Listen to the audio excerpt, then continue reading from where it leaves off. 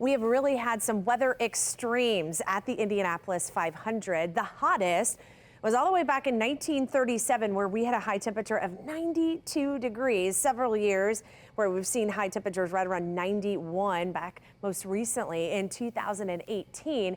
And an interesting note, we've had some postponements due to rain.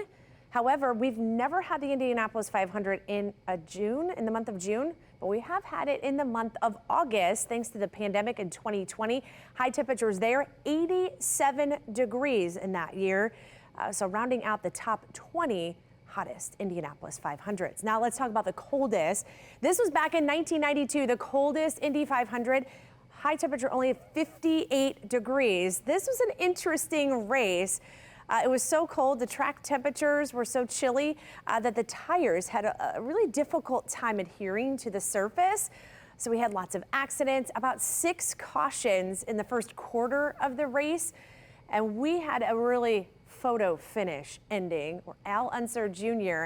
ended up winning the checkered flag against Goodyear, ended up finishing 0.04 seconds faster than him. All right, we've had also some rain-shortened races, most recently back in 2007, where we only had 166 laps.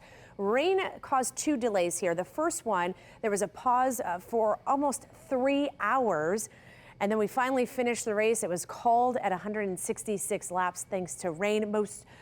Second one here, back in 2004, this is where we had the wettest day on the Indianapolis 500, 3.8 inches of rain, almost 4 inches of rain. This race was also stopped twice. The first time, almost for about an hour and a half, only about 25 laps or so were completed before we had our first break. And then they ended up calling the race after a second rain moved in, where we had 180 laps. It looks like this year we may squeak out with a dry forecast, so temperatures into the 80s.